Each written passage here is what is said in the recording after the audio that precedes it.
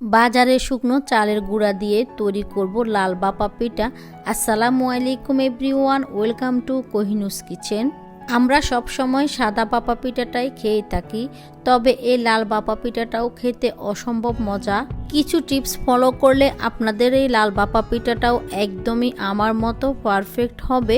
আশা করছি আজকের রেসিপি আপনাদের কাছে খুব ভালো লাগবে। তাহলে চলুন কথা না বাড়িয়ে চলে যাচ্ছি মূল রেসিপিতে। প্রথমে একটা মিক্সিং বলে আমি এখানে নিয়ে নিচ্ছি 2 কাপ শুকনো চালের গুঁড়া। এই চালের গুঁড়াগুলো আমার বাসায় তৈরি করা, আপনারা চাইলে বাইরের কেনা চালের গুঁড়া দিয়েও পিঠাগুলো তৈরি করে নিতে পারবেন। 1 কাপ দিয়ে দিচ্ছি সিদ্ধ চালের গুঁড়া। আতপ চালের গুঁড়ার সঙ্গে যদি 1 কাপ সিদ্ধ চালের গুঁড়া দেওয়া যায় তাহলে বাপা পিঠাগুলো অনেক বেশি সফট হবে। হাফ চা চামচ দিয়ে দিলাম লবণ। এবার সবকিছু একসঙ্গে খুব ভালোভাবে মিশিয়ে নিতে হবে। লবণটা মেশানো হয়ে গিয়েছে, এবার আমাদের লাগবে হচ্ছে খেজুরের গুড়।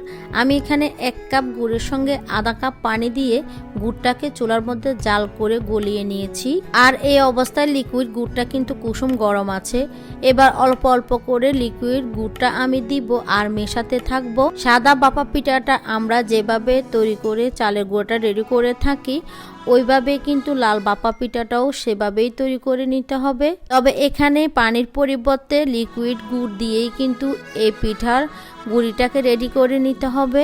পিঠার এই গুঁড়িটাকে যদি পারফেক্টভাবে রেডি করা হয় তাহলে একটা পিঠাও ভেঙে যাবে না বা ফেটে যাবে না। এবার আমি এগুলোকে চেক করে নিচ্ছি। দেখতে পাচ্ছেন এভাবে মোট করলে যখন দলা হয়ে যাবে আবার ভেঙে ফেললে গুড় গুড়িয়ে ভেঙে যাবে। বাপা পিঠার জন্য চালের গুঁড়োটাকে এভাবেই রেডি করে নিতে হবে।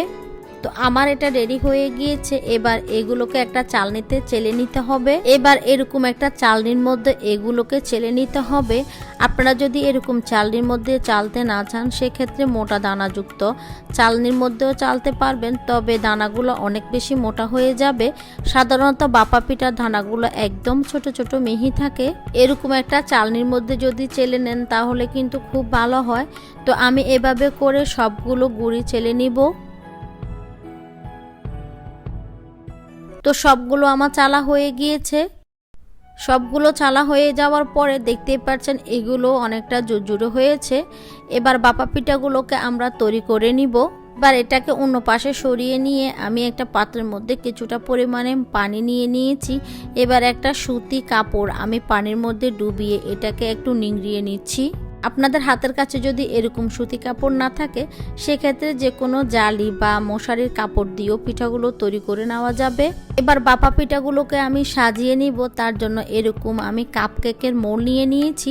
আপনাদের হাতের কাছে যদি এরকম কেকের মোল্ড না থাকে সেক্ষেত্রে যে কোনো ছোট বাটি বা যে কোনো বাপা পিঠা তৈরি করার অনেক পাত্রই পাওয়া যায়, সেগুলোর মধ্যেও রেডি করে নিতে পারেন।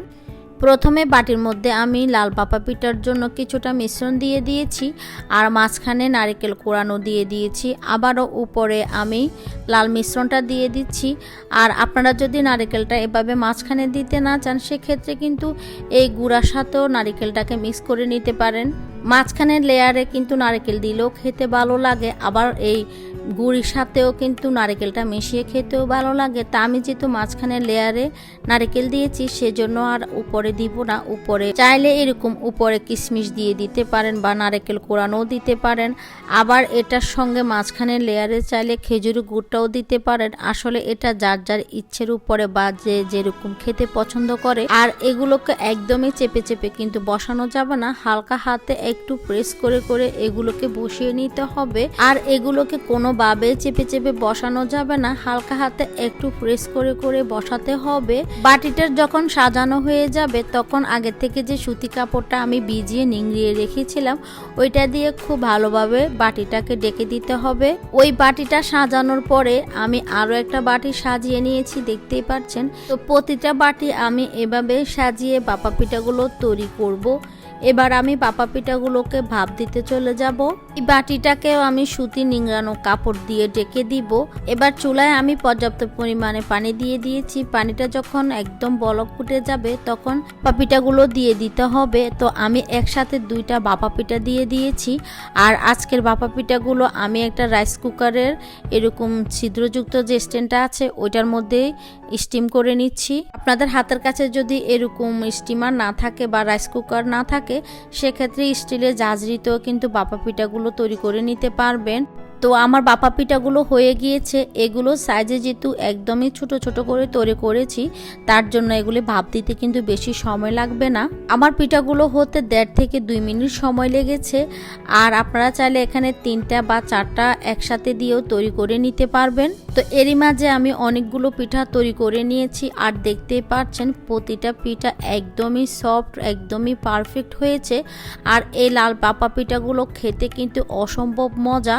এই পিঠাগুলো তৈরি করতে কিন্তু বেশি সময় লাগে না, 1.5 থেকে 2 মিনিটের মধ্যেই কিন্তু তৈরি হয়ে যায়। আর একসঙ্গে 3 থেকে 4টা পিঠা তৈরি করে নিতে পারবেন একদমই কোনো ঝামেলা ছাড়াই। আর আপনারা যদি পছন্দ করেন এটার মাঝখানে কিন্তু খেজুরের গুঁড়ো দিতে পারেন, এভাবে খেতেও কিন্তু খুবই ভালো লাগে। আশা করছি আজকের রেসিপি আপনাদের কাছে খুব ভালো লেগেছে এবং সহজ লেগেছে। তাহলে আজকের মতো এখানেই বিদায় নিয়ে নিচ্ছি। সবাই অনেক বেশি ভালো থাকবেন, সুস্থ থাকবেন, সবাই সবার জন্য দোয়া করবেন। আল্লাহ হাফেজ।